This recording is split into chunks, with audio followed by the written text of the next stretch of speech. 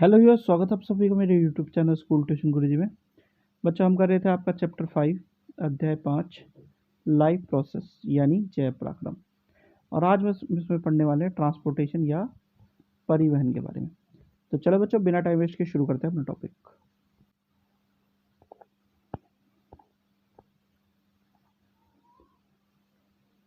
तो बेसिकली बच्चों, जब हम ट्रांसपोर्टेशन या परिवहन की बात करते हैं तो fluid medium of blood called plasma in which cells are suspended transport food, carbon dioxide, salt and nitrogenous waste in dissolved form.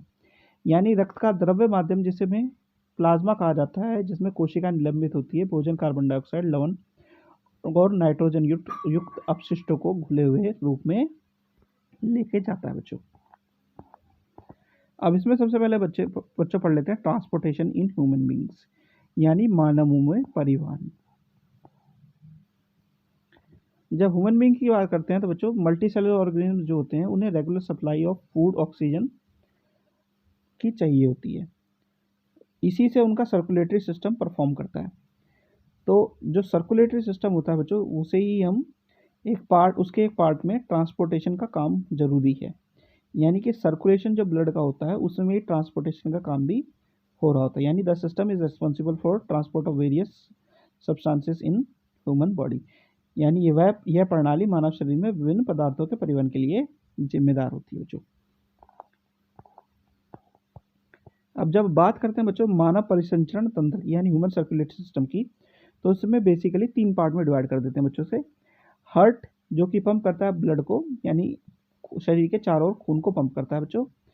फिर ब्लड वेसल्स या रक्तवाहिका की बात करते हैं, जिसमें आर्टरीज, वेन और कैपिलरीज होती हैं, यानी धमनी, शिरिकाएं और केशिकाएं होती हैं।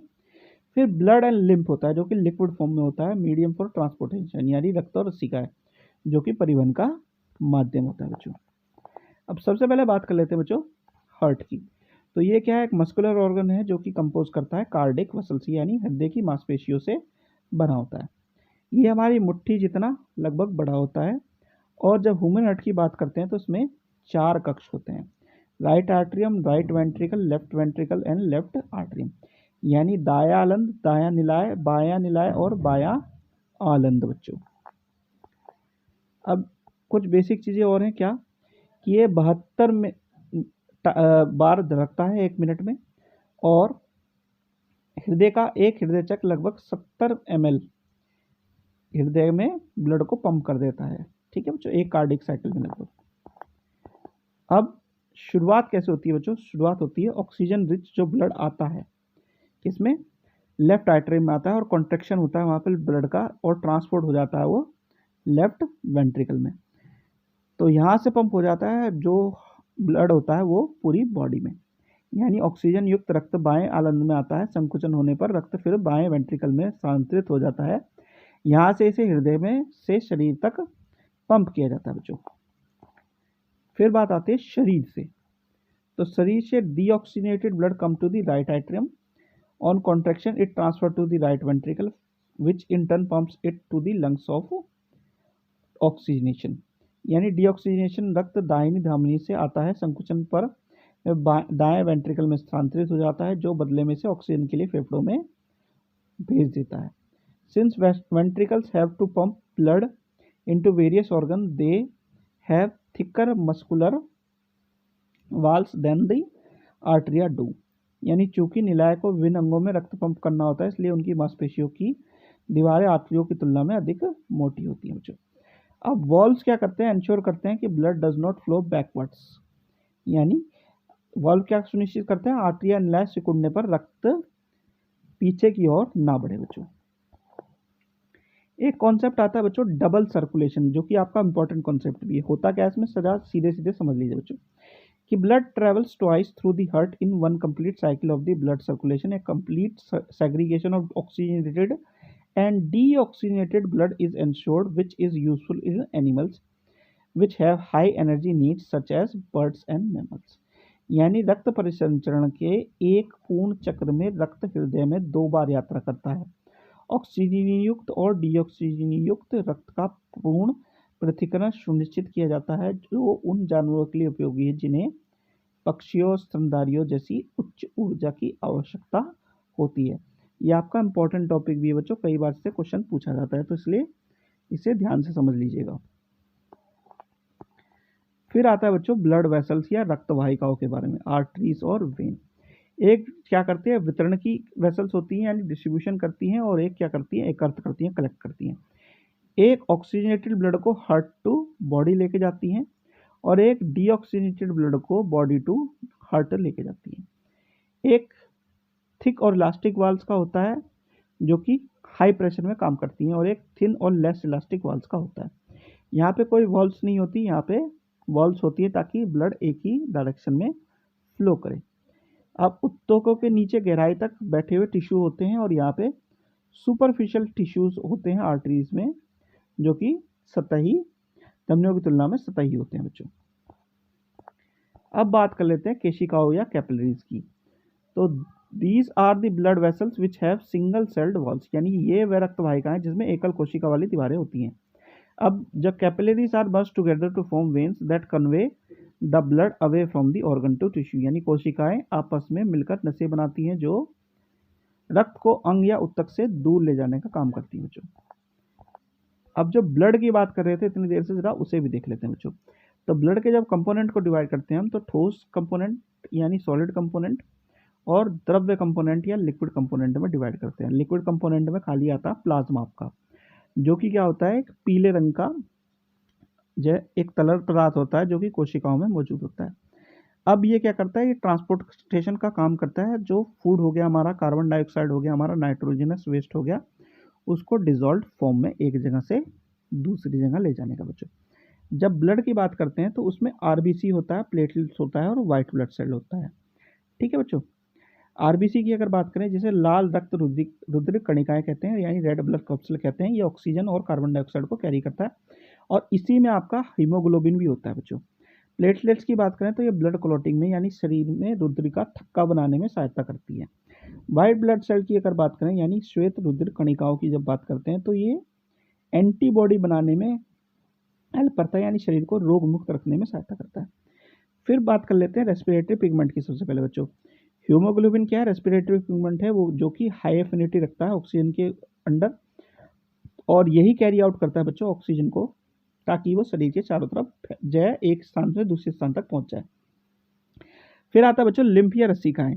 अब ये क्या होता है बच्चों, it is a tissue fluid which escapes from blood capillaries into the intercellular spaces. It is simpler to blood plasma but colorless and contain less protein. Lymph flows from the tissue to the heart, assisting in transportation and destroying germs. Thus, it play an important role in immunity system.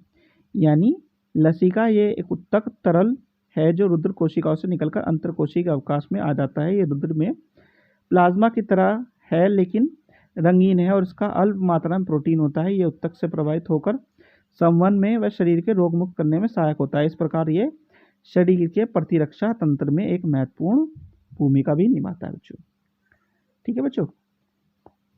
फिर बात आती है बच्चों transportation इन plants, यानी पौधों में परिवहन की बच्चों। तो जब हम ट्रांसपोर्टेशन इन प्लांट्स की बात करते हैं बच्चों, पौधों में परिवहन की बात करते हैं,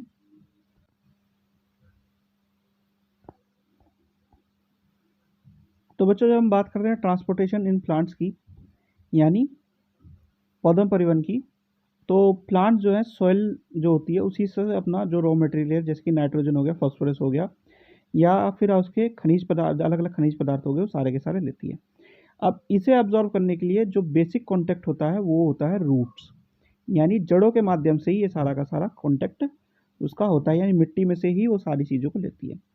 अब जो डिस्टेंस होता है रूट्स और लीव्स के बीच में, वो क्या करता है, अलग अलग बॉडी प्लांट्स के बॉडी पार्ट में ले जाने का काम करता है। उसके लिए कुछ एनर्जी की ज़रूरत होती है, कुछ डिफ्यूजन प्रोसेस की ज़रूरत होती है, जो सारे के सारे शरीर में सामान को लेके जाता है बच्चों। अब अगर डिस्टेंस ज़्यादा हो जाए तो खाली डिफ्यूज़न से ये काम नहीं चलता, तब वहाँ पे एनर्जी की रिक्वायरमेंट हो जाती है ज़्यादा। तो उसके लिए एक प्रॉपर सिस्टम होता है ट्रांसपोर्टेशन का, यानी कि उस परिस्थिति में उचित प्रणाली जिसमें जाइलम और फ्लोएम होता है आवश्यक रूप से कार्य करता है। अब plants do not move and plant body have a large proportion of dead cells in many tissues. As a result, plants have low energy need and can use relatively slow transport system. यानी पौधे क्योंकि हिलते नहीं हैं और पौधों में शरीर में कई ऊतक होते हैं जो बड़ी मात्रा में मृत कोशिकाओं के तौर पे वहाँ पे होते हैं, जिसके परिणाम स्वरूप पौधों को कम ऊर्जा की जरूरत होती है और अपेक्षाकृत धीमी परिवहन प्रणाली का उपयोग भी वह कर सकते हैं बच्चों। अब इसी में एक चीज़ आती है बच्चों, वाष्पोत्सर्जन यानी ट्रांसपीरेशन। अब ये क्या प्रोसेस है? ये प्रोसेस है बच्चों वाटर का लॉस होना वेपर फॉर्म में एरियल जो पार्ट्स हैं उसके थ्रू। अब इसमें क्या होता है बच्चों, absorption and upward movement of water and minerals dissolve it in it roots to leaves, यानी जड़ों से पानी और उसमें घुले हुए खनिजों का अवशोषण ऊपर की ओर बढ़ना पत्तियों में इसमें शुरू होता है बच्चों। फिर दूसरी चीज़ क्या करता है बच्चों, ये हेल्प करता है टेम्परेचर रेगुलेशन में, यानी तापमान के नियमन में भी मदद करता है ताकि जड़ों पर दबाव के हिसाब से एडजस्टमेंट हो, रुद्र खुलने का और वाष्पोर्जन होने का और पानी की गति का, ये सारी चीज़ों को कंट्रोल करता है ड्यूरिंग द डे टाइम, यानी डे के समय, दिन के समय ये काम करता है। अब no energy is use in transpiration, यानी वाष्पोर्जन में किसी भी ऊर्जा का प्रयोग नहीं होता है बच्चों। फिर आता है बच्चों ट्रांसलोकेशन यानी स्थानांतरण। अब ये क्या है, ये प्रोसेस होता है फूड को लीव्स में, फूड फैक्ट्रीज में डिफरेंट पार्ट्स तक पहुंचाने का काम।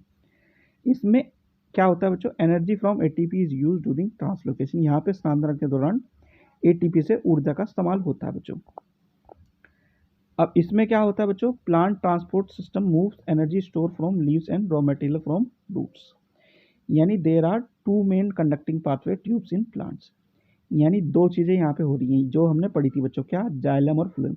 अब जाइलम क्या करता है बच्चों, वाटर और मिनरल्स यानी पानी और खनिज का स्थानांतरण करता है मिट्टी से, और फ्लोएम क्या करता है, फ्लोएम प्रकाश संश्लेषण से जो खाना बनाया है उसे अलग अलग परिवहन का काम करता है, अलग अलग पौधों के पार्ट में यानी पत्तियों से अलग अलग भागों में ले जाने का बच्चों।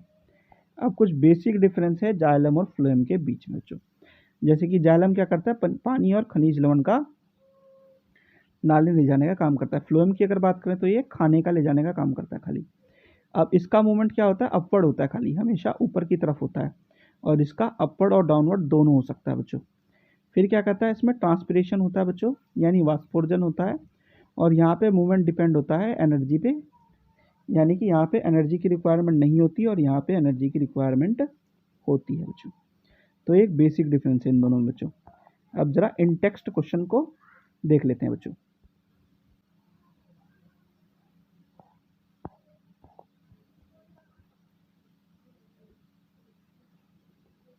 तो इसमें प्रश्न संख्या 1 देख लेते हैं बच्चों। What are the component of transport system in human being, what are the function of these component, यानी मनुष्य में परिवहन प्रणाली के घटक क्या है, उन घटकों के कार्य क्या है। तो जो ट्रांसपोर्ट सिस्टम होता है बच्चों, उसमें सबसे पहला काम है हृदय का। हृदय क्या करता है, पंप करने का काम करता है ऑक्सीजनेटेड और डीऑक्सीजनेटेड ब्लड को एक जगह से दूसरे जगह जाने का। दूसरा इसमें पार्ट होता है ब्लड बच्चों, यानी रक्त। रक्त का क्या काम होता है बच्चों, ऑक्सीजन और कार्बन डाइऑक्साइड और डाइजेस्टेड फूड और हॉर्मोन्स को या नाइट्रोजन वेस्ट को या यूरिया को एक जगह से दूसरे ले जाने का काम करता है बच्चों। अब ब्लड वेसल क्या करते हैं, बेसिकली ये क्या करते हैं, एक पाइपलाइन की तरह काम करते हैं। रक्त वाहिका का कार्य पाइपलाइन की तरह का होता है। ये क्या करता है, हार्ट से पूरी बॉडी में और पूरी बॉडी से हार्ट में ये ब्लड्स को सर्कुलेट करता है। ठीक है बच्चों, ये इनके काम है। क्वेश्चन नंबर 2 देख लेते हैं बच्चों। क्वेश्चन नंबर 2 क्या है, क्वेश्चन नंबर 2 है why is it necessary to separate oxygenated and deoxygenated blood in mammals and blood. तो सेपरेशन किस लिए जरूरी है बच्चों, तो ऑक्सीजनेटेड और डीऑक्सीजनेटेड ब्लड क्या करता है, गुड सप्लाई ऑफ ऑक्सीजन और जो हाई एनर्जी रिक्वायरमेंट है वो पूरी करता है मैमल्स में और बॉडी में, क्योंकि उन्हें एक कांस्टेंट टेम्परेचर मेंटेन करना होता है अपनी पूरी की पूरी बॉडी की एक्टिविटीज़ को करने के लिए। अगर ऐसा नहीं होता है तो ये एक्टिविटीज़ बंद हो सकती हैं, तो इसलिए ये जरूरी है बच्चों। चलिए अगला क्वेश्चन देखते हैं बच्चों। अगला क्वेश्चन है what are the components of transport system in highly organised plant, यानी उच्च संगठित संयंत्रों में परिवहन प्रणाली के घटक क्या क्या हैं। तो इसमें जाइलम और फ्लोएम है बच्चों। जाइलम क्या करता है, अलग अलग चीज़ों से प्लांट्स और खनिज लवण को क्या करता है, एक जगह से दूसरी जगह सप्लाई करता है, और फ्लोएम क्या करता है, कंडक्ट करता है फोटोसिंथेसिस के थ्रू जो फूड बनाया है उसे अलग अलग शरीर के विभिन्न भागों तक बच्चों। फिर है क्वेश्चन नंबर 4 बच्चों। क्वेश्चन नंबर 4 क्या कहता है, how are water and mineral transport in plant. तो वाटर और ट्रांसपोर्ट जो होता है, यानी जल एवं खनिज जो परिवहन होता है पौधों में, वो कैसे होता है बच्चों, जो जड़ें होती हैं उसका मूवमेंट होता है किसके थ्रू, जो आपका जाइलम होता है उसके थ्रू और ऑस्मोसिस के थ्रू, ठीक है। और इससे ये अलग अलग जगहों पे चला जाता है बच्चों। और जो जाइलम वाहिकाएं होती हैं यही जो है इसे कहाँ तक ले जाती हैं बच्चों, अलग अलग जो भाग होते हैं पेड़ पौधों के उसमें भी लेके चल जाती हैं, ठीक है बच्चों। और ये जो चीज़ें होती हैं कहाँ से शुरू होती है, खनिज जो मिलते हैं हमें जड़ों से मिलते हैं, और आखिरी में लॉस ऑफ वाटर जो होता है बच्चों, ट्रांसपिरेशन जो होता है, वाष्पोर्जन जो होता है वो पत्तियों के थ्रू होता है, यानी कि नीचे ज़मीन में से जड़ों के थ्रू खींच लिया और ऊपर जो पत्तियां हैं उसके थ्रू ये अलग अलग भागों से निकल जाता है बच्चों। फिर है क्वेश्चन नंबर 5। क्वेश्चन नंबर 5 क्या कहता है, how is food transported in plants, यानी पौधों में भोजन का परिवहन कैसे होता है। तो पौधों में जो परिवहन होता है बच्चों भोजन का, वो फ्लोएम के थ्रू होता है, और उसमें कुछ एनर्जी रिक्वायर होती है जो कि कहाँ से मिलती है बच्चों, जो एटीपी प्रोड्यूस होते हैं ड्यूरिंग द फोटोसिंथेसिस बच्चों। ये इसका आंसर, डिटेल आंसर आप देख सकते हैं बच्चों। तो बच्चों ये वाला पार्ट हो गया आपका वीडियो कंप्लीट। आशा करता हूँ आपको वीडियो अच्छी लगी। Thank you.